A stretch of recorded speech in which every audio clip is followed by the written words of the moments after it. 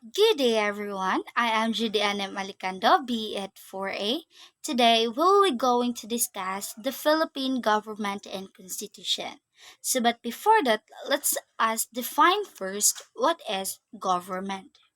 A government is a system of social control under which the right to make laws and the right to enforce them is given to a particular group in society. Government power can be held by one individual, a few, or a majority. Aside from that, government also come in different forms. The basic law determining the forms of government is called constitution and may be written as in the United States or largely unwritten as in a Great Britain. So now, let's discuss the forms of government. So now let's focus to the forms of government under the Philippine government and constitution. So the first form of government will be democracy. The second is a monarchy. The third, theocracy. The fourth, dictatorship. And the fifth is transitional. These are the five forms of government. Now let's discuss first the democracy. Okay, so democracy is a supreme power is given to a people and exercised by them directly or indirectly through a system of representation. In the other words, democratic countries have free election where all citizens have a vote. So, for example of the countries that has a democratic forms of government are the United States of America and the Philippines. So, Philippines is one of the example of the democratic countries today because we as a Filipino we have a freedom to vote who is the president or who will be our president to vote. Or for example, pas kita, we have a freedom, not a freedom na mamili kung kinsa ang iboto nato as a president na mag-mandate sa ato. So, those that is the democratic countries which are the United States of America and the Philippines. So now let's proceed to the second forms of government, which is a monarchy. When we tackle about monarchy, it is a rule by a single person, a king or a queen. They didn't they didn't call this they didn't call the what you call that the government or the leader of the government as a president, and they called a king or a queen who is a permanent head of state. The term is now used to refer to countries with hereditary rulers, and the countries that the form of government is monarchies today are many. So the first is a Saudi Arabia, Brunei, Qatar, Qatar, Oman, Great Britain. This is the constitutional monarchy. Australia also a constitutional monarchy. The Morocco also a constitutional monarchy, and the Bhutan. So those are the examples of countries that has a form of government of monarchies in which the type of government in the example countries is a king or a queen. Also, this kind of government is they pass by a parent to child. So it means if mamatay ang for example, if ang isa ka king or a queen, if naa siya child, and then mamatay ang iyahang or mamatay ang king or ang queen, there is a possibility na pwede ipasa ang ang what you call in the Bisaya katungdanan isip isa ka king sa iyahang anak. And then will be the will be his or her child will be the leader of the specific countries.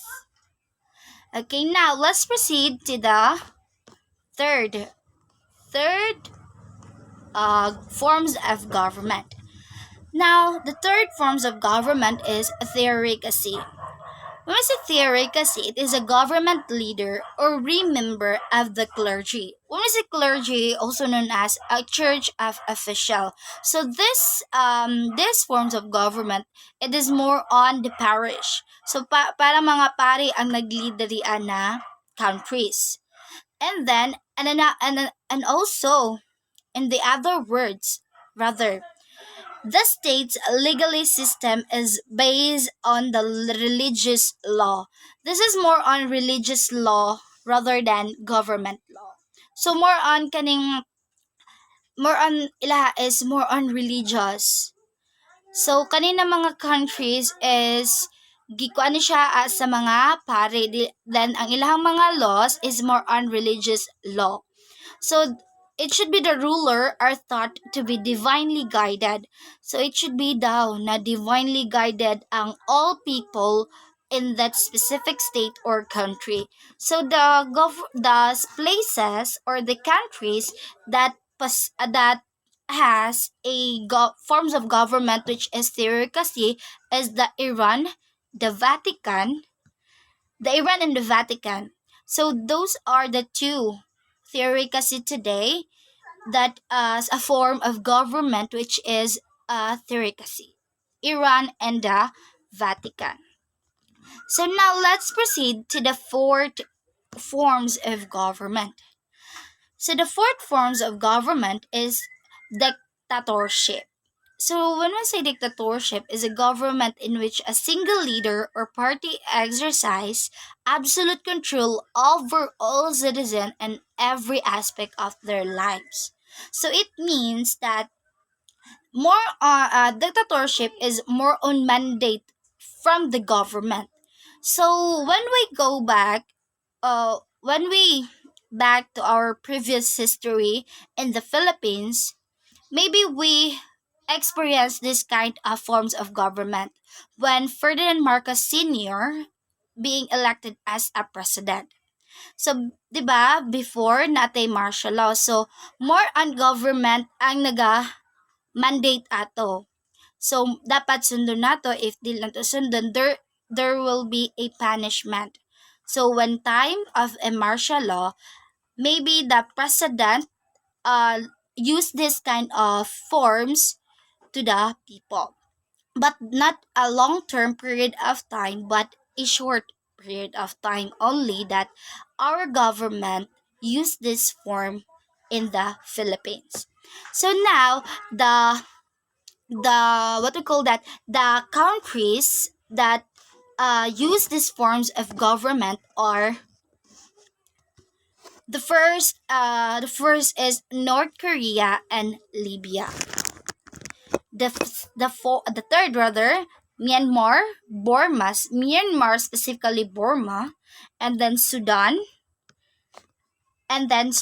So countries countries in the country that has a form of government which is dictatorship today. The North Korea, the Libya, the Myanmar specifically Burma, and the Sudan. So those are the four countries that what do you call that use a form of government which is dictatorship. So now the last one, the form of government is transitional. So when we say transitional is one that is in the process of changing from one from to another. Or it is also that a countries with transitional government is often unsuitable. So this form of government is more likely if it is more likely na dili siya long period of time na excuse me dili siya long period of time na what you call that, na mag mag mag-govern sa state. It is also a small period of time, and then there will be an election na pod. Dili siya murag not unlike diri sa Philippines na kanang murag naa siya long period of time na mag-govern sa atong country. But when we say transitional, dili siya long period of time. It is small period of time na maybe I don't know how month or how pila ka years siya mag-govern, but there is a small period of time na mag-govern ang government, and then there will be an election na pod, and then until na mag-election, and there will be a changing from to another. That is the transitional. Wala dili siya long period of time. That is the definition of that. So the example of countries that use this kind of forms of government are the Afghanistan and Iraq. These two countries is around the world has a transitional government, which is the Afghanistan and the Iraq. So now, since we already tackled about the forms of government, let's mention again the five forms of government, which is the monarchy, democr excuse me. The first is democracy, the second is monarchy, the third is theocracy, fourth is the fourth is dictatorship, and the fifth is transitional. So those are the five forms of government. Okay, now since we already know the forms of government, let's proceed to the number 8 under the chapter 2, which is the Philippines Constitution. We already know the Philippines Constitution, right? So now I will discuss to you the first is the preamble, and then the article 1 up to 18. Since we already know this preamble, and some of the article included in my PPT will discuss with my with my groups with my group mates rather. So I will go or explain further about this article because some of the article will be tackled by my group mates. So now let's proceed to the Philippines Constitution.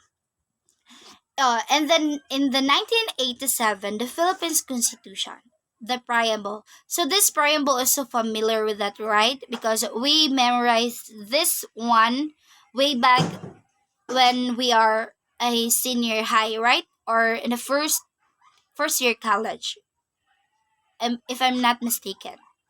Right, okay. So I will read this preamble. We, the sovereign Filipino people, imploring the aid of Almighty God in order to build a human society and establish a government that shall embody our ideals and aspiration, promote the common good, conserve and develop our patrimony, and secure to ourselves and our posterity the blessing of independence and democracy under the rule of law and regime of truth, justice, freedom, love, equality, and peace do ordain and promulgate this constitution. So we must to master this preamble because we as a Filipino we need to memorize this kind of preamble. Now, let's proceed to the article 1 up to 18.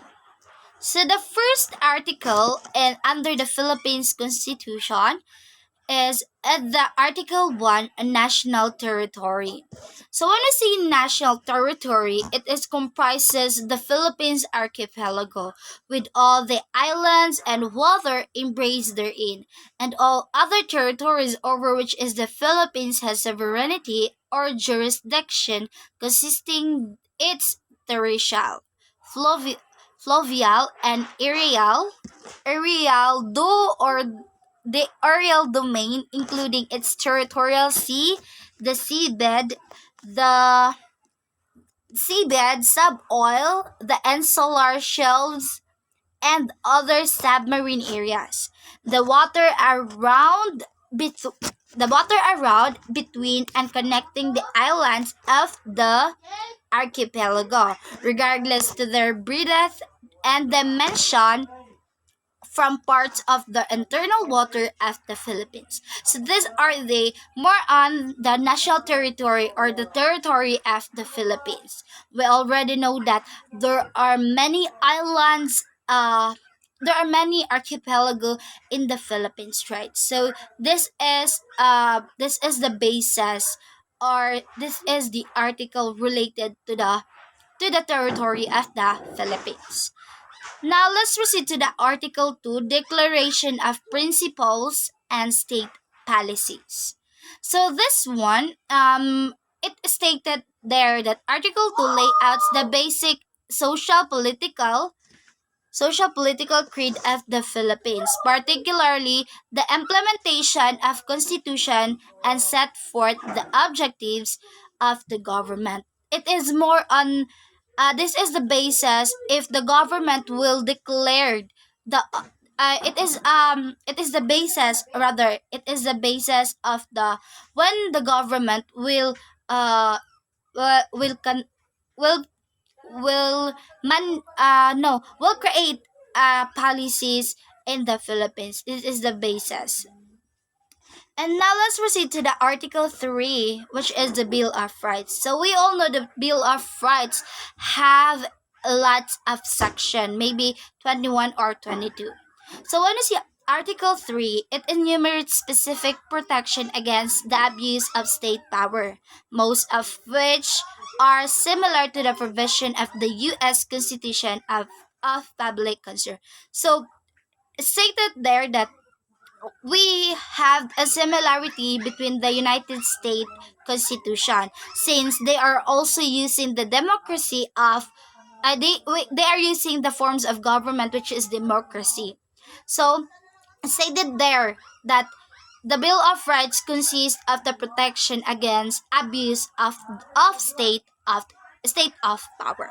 Stated the Bills of Rights. So I didn't ako siya explain further because some of this article to will tackle by my group mates. And then let's proceed to the article for citizenship. So now later on you will be going to have not I not an inform you have later on I will be discussing this as this article 4, which is citizenship, later on. So now let's proceed first the Article 5, suffrage. So Article 5 mandates various age and residence qualification to vote in a system of secret ballots and absentee voting. It also mandates a procedure for overseas and disabled and illiterate Filipinos to vote. So this article uh it it refers to, maybe it is an election. It refers to the election, right? So, 'di ba? As if nanata sa age na maybe 15 pataas, we have na tayo right to vote. If 15 to 18 ba, I don't know if I'm not mistaken, makaboto na taog SK. And then 18 above, well, makaboto na sila sa SK in the barangay or in the local government, right? So this is the Article 5, the suffrage.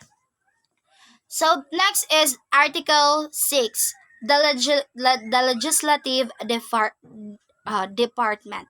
So Article 6 provides for a bicameral legislator called the Congress, composed of the two. What are the Congress composed of the two, which is the Senate and the House of Representatives. So some of my group mates will report the branches of this legislative department. Representative. So it vests upon Congress among others, and they The power. Oh wait. Okay. The power of investigation and inquiries in aids of legislation, the power to declare the existence of a state of war. Okay. State of war, the power of abuse, and the power of taxation, and the power of eminent domain. So this legislative government, they also these two, what you call these two go what you call that purpose these two under the legislative department, they are the one who make a laws. So, as mentioned, that is, they have the power to declare the existence of a state of war, and the power of the abuse, the power of taxation, and the power of eminent domain. So, next, let's proceed na sa Article 7. So, the Article 7, the Executive Department.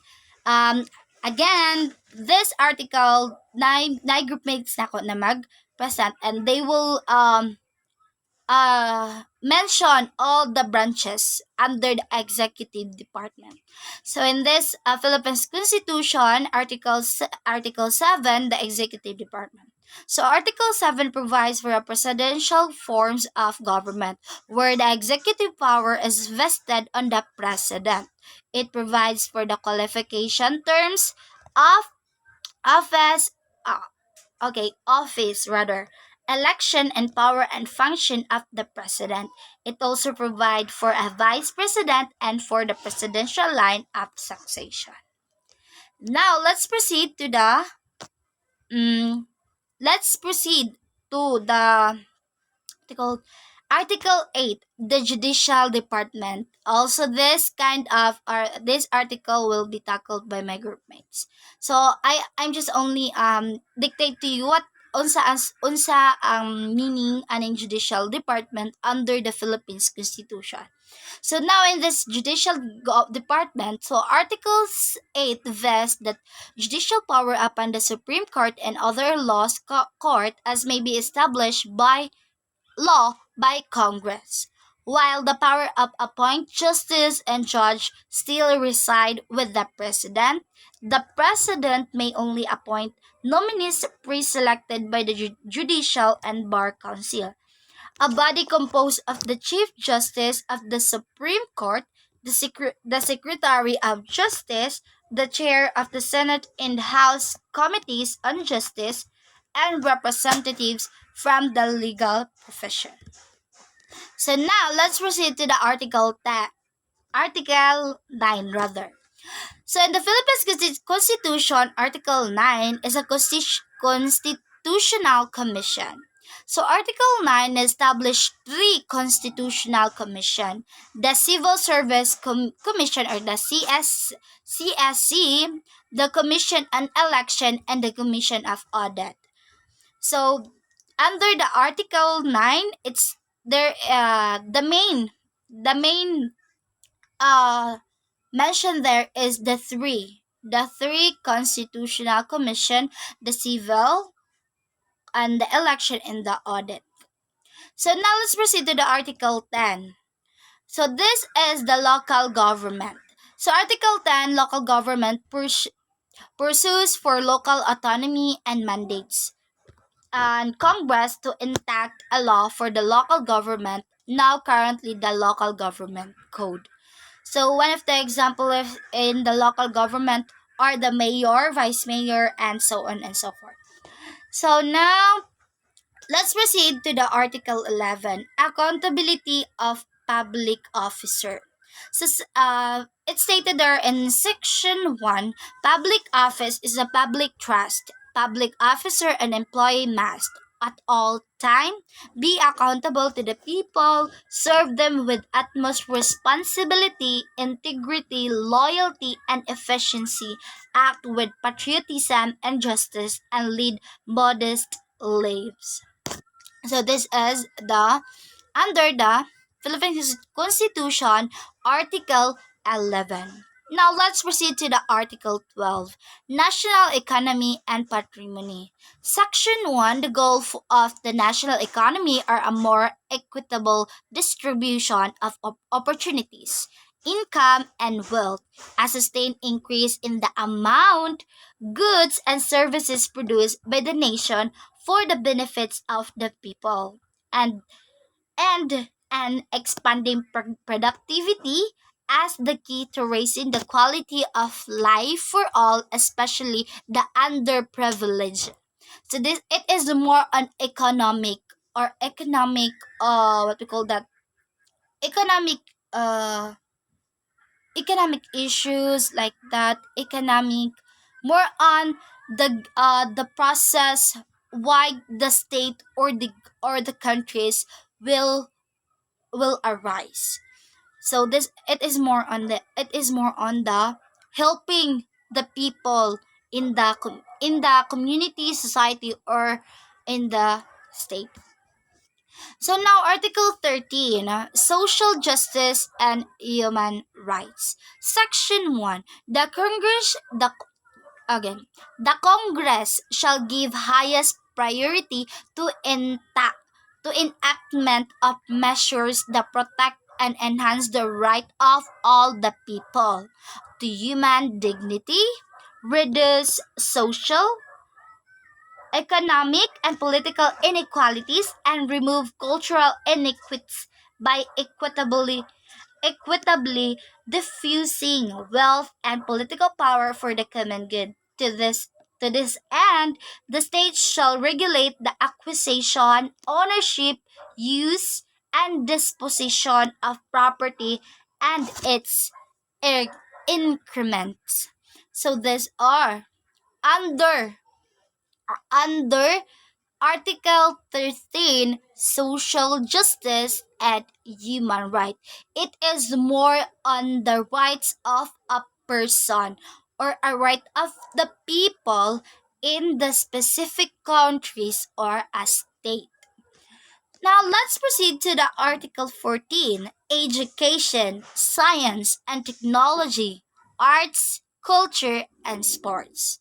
Section 1, the state shall protect and promote the right of all citizens to quality education at all levels and shall take appropriate steps to make such education accessible to all. And nowadays, we encounter that education is free. Wala na siya bayaran. Because the government will, naningkamot ang government para all people in the society, rather in the state, will have their, will, access, access, uh, access rather, or access the education, and all of the people in the state will have their education. Now let's proceed to the Article 15, which is the family. And why are you asking that the family into the Philippines Constitution? Because without family, there will no there dili na to matawag ang isa ka country nga lots of people. It should have family included in the country. So, in the family section 1, the state recognized the Filipino family as a foundation of the nation. Accordingly, it shall strengthen its solidarity and actively promote its total development. Correct. So now let's proceed to the Article 16, General Provision. So, Section 1, the flag of the Philippines shall be red, white, and blue with a sun and three stars as consecrated and honored by the people or recognized by law. So, when kanang magkuantag flag, dapat natay proper na himuon. Dili na to siya kailangan kumut-kumuton. It should have the proper folding of the flag because if you have that kind of attitude na ginakumut-kumot lang nimo, you have there will be a possibility na pwede ka kasuhan. And then when you sing also the Philippine Philippine anthem, it should be in a proper way of singing, not a joke like ginagagaraan mo siya pagkanta, because you also have that kanang pwede ka kasuhan ana sa atong government. Now let's proceed to the article 70, which is the amendment and revision. Section 1, any amendment to or revision of this constitution may be proposed by two, which is the Congress upon a vote of three-fourths of all its member, or a constitutional convention. Now let's proceed to the last article, which is the transitory provision. So this article, it's stated there in section 1, the first election of members of the Congress under the Constitution shall be held on the second Monday of May 1987. On the section 1, dapat should nakabase siya. It should be under the Constitution, shall be held on the second Monday of May 1987. And stated there that the first local election shall be held on a date to be determined by the President, which may simultaneous with the election of the members of the Congress. It shall include the election of all members of the city or municipal council in the metropolitan Manila area. So it's stated there in the Philippines Constitution.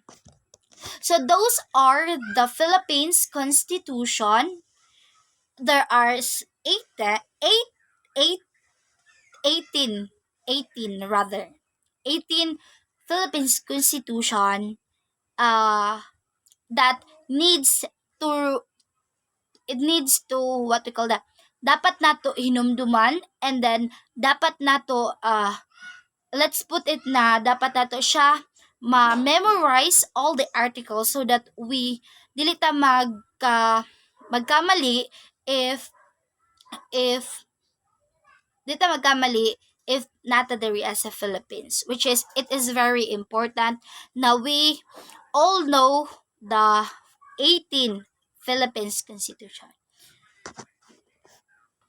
And now we already know the 18th Philippines Constitution. Now let's proceed to the citizenship. So citizenship under the Philippines Constitution Article 4, and yun baka base malibog mo why I put X1, because of the topic. So I included the topic. So topic 9, which is the citizenship. So don't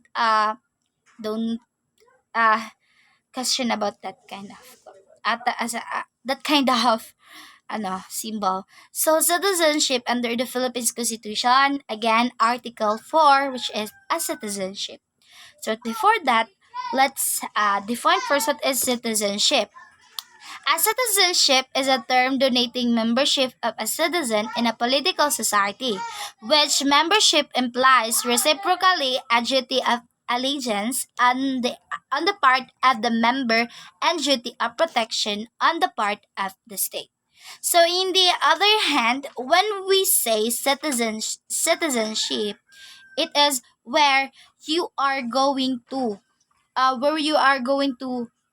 be part of the state, which is kaning gusto ka dira magpamimbro, in which you are for example, I am a Filipino. So I am a Filipino because ako diri sa Philippines. So mo na akong citizenship na as under ko sa mga duties and mga laws the government under in the Philippines. So aside from that, there is also a citizen. So usa ni ang citizen. A citizen is a person having the title of citizenship.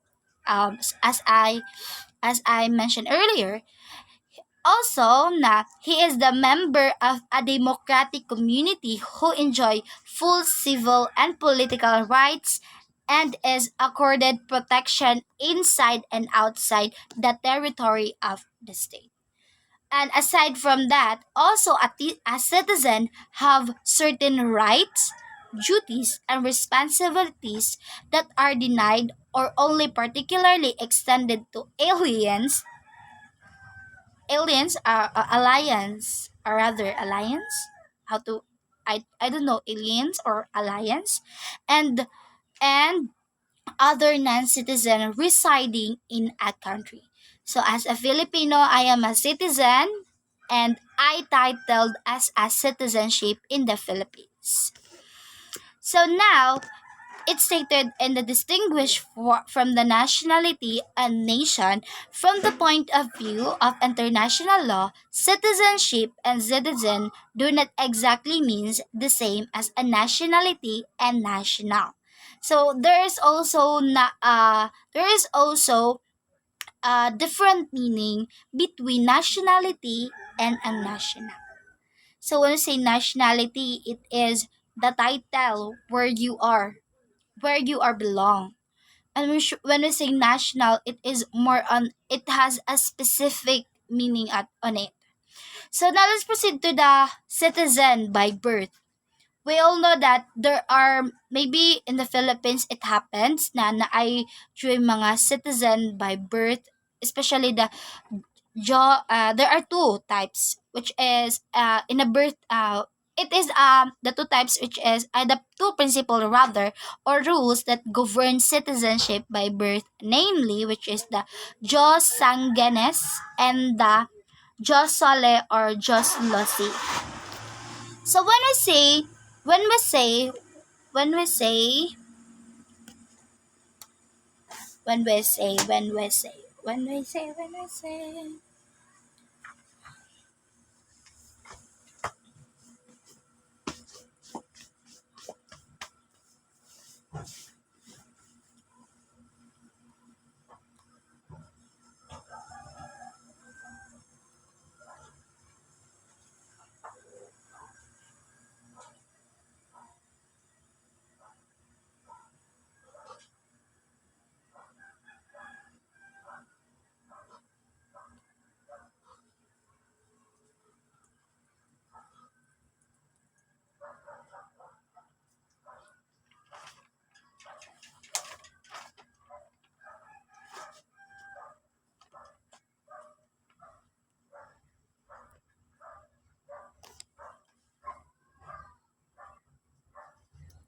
so uh when we say Jos sanguinis, it means that blood relationship is the basic is the basic for the acquisition of citizenship under the rule that children follow the citizenship of the parents or one of them.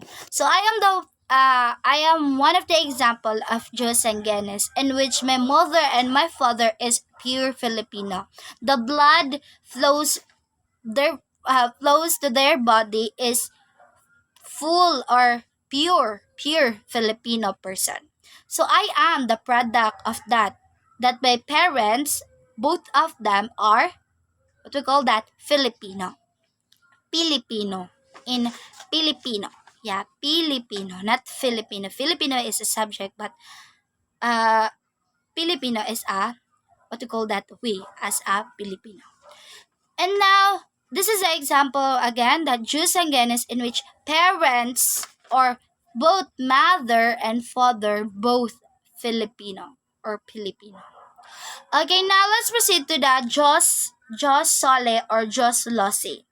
Place birth serve as the basic for acquiring citizenship under the rule. A person becomes a citizen of the state where he is born irrespective of the parents, the principle prevails in the United States. So, for example, when we mention that juice sole or juice lucy, it is a born, which is a born child follow the citizenship of the state where he was born, irrespective of the citizen of his parents. So, for example, naakagipanganak sa laing country, specifically in the United States of America. For example, nakanito gipanganak, that the time that you will be called as a Diyos Soli or a Diyos Losi, because the blood flows to your body is not that's a pure Filipino. There is maybe mawita ng ginatawag na to, hala na siya, natay mapansin na, half ka, like maana ta, half ka no, kay mong papa na dito, like half ka na. So that is a citizen birth. And in the other way are briefly understanding, in Diyos Sanggenes, it is a pure, walay blood na lain na nakasago sa iyaha or something ba. When we say Diyos Sole or Diyos Losi, this is the time na maybe mong parents ni atog lain country and then dito ka gipanganak. That's the time na matawag na citizen by birth ka na Diyos Sole or Diyos Losi. Remember that one.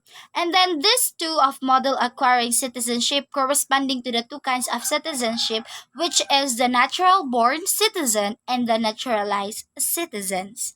So now let's proceed. I will tell you na lang sa natural born. So when we say natural born, is one who underwent the naturalization process under the law of the Philippines, in which diha jud ka nagdako, diha jud ka nagdako gikan sa imong pagkabata hangtod nitigulan na lang ka hangtod nagkaasawa ka, like that. So that's the time na matawag kag natural born citizen.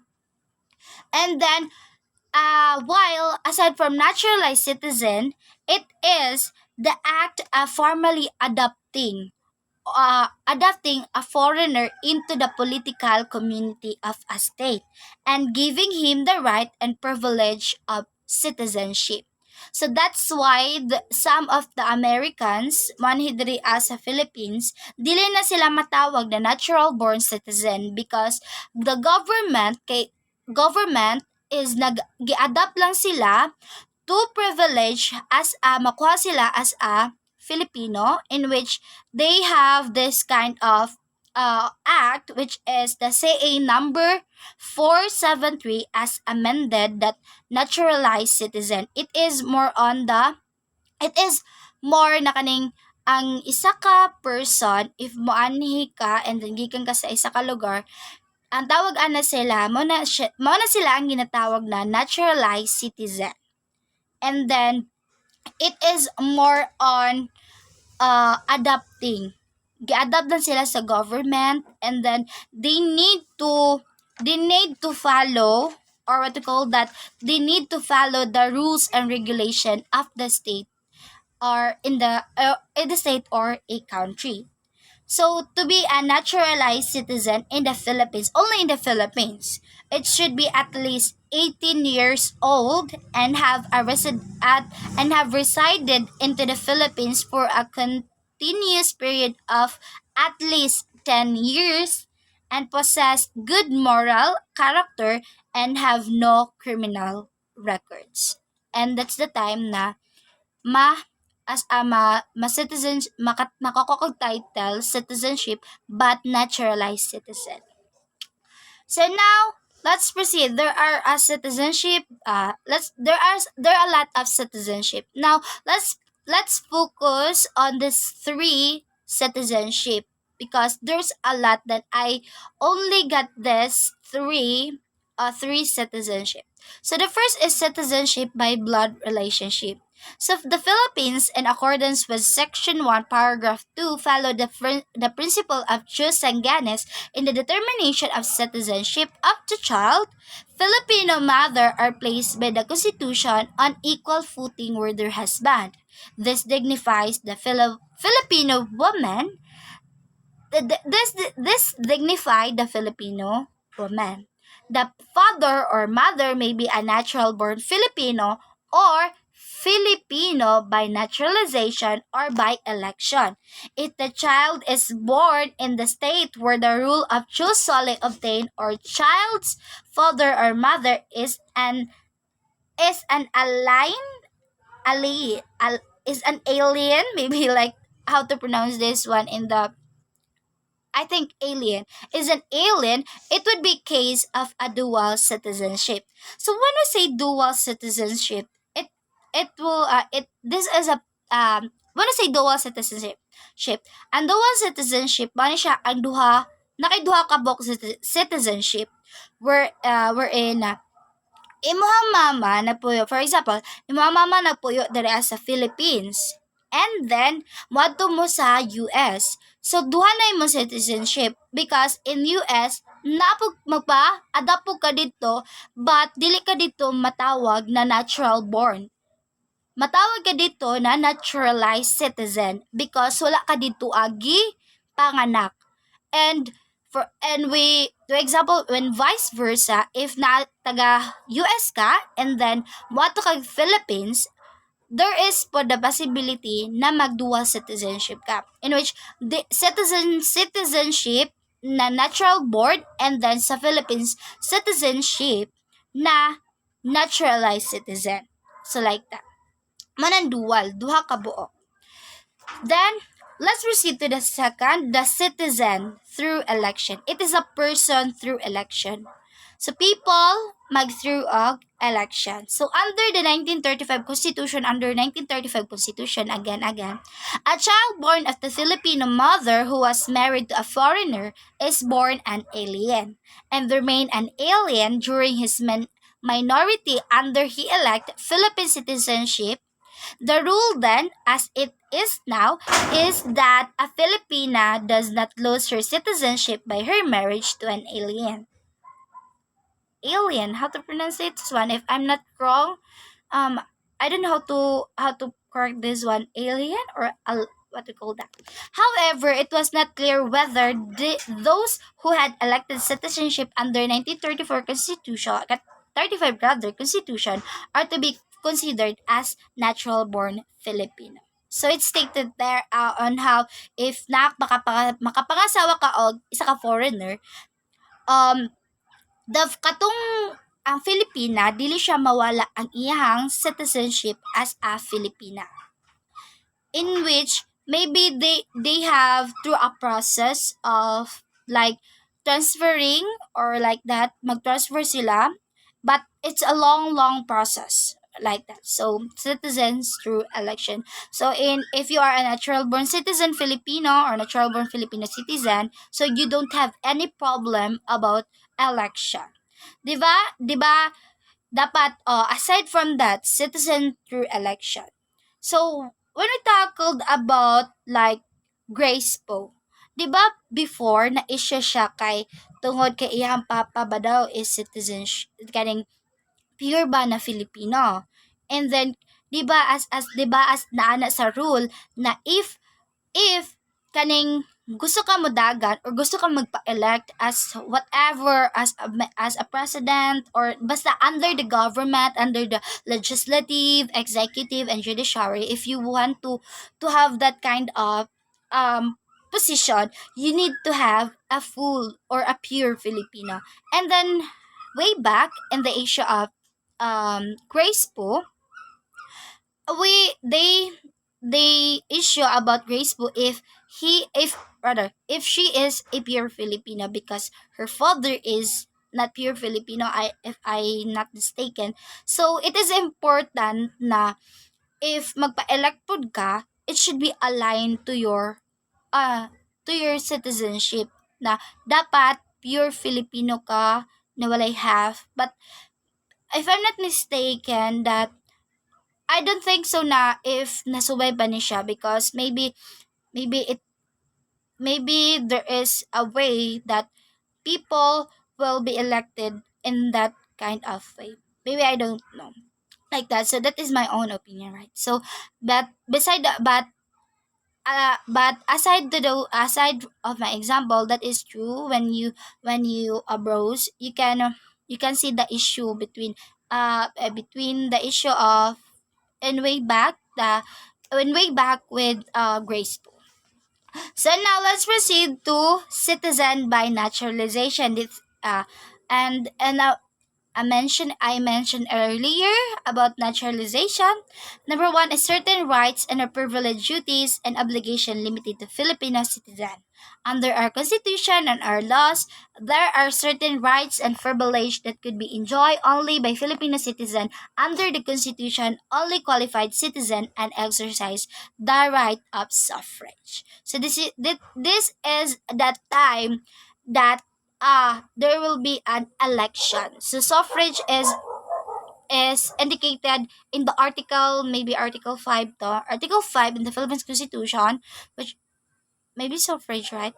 If I'm not mistaken, that about the age, residency, and your what do you call that, citizen or citizenship, and it indicates you as a Filipino. So to sum up everything, okay, thank you for listening. So to sum up everything about my topic, it's the first is the continuation of the Philippines government and constitution, which is a form of government. We include there the democracy, monarchy, theocracy, dictatorship, and transitional. But aside from that, there are these five this again these five forms of government have their different types. There's a lot.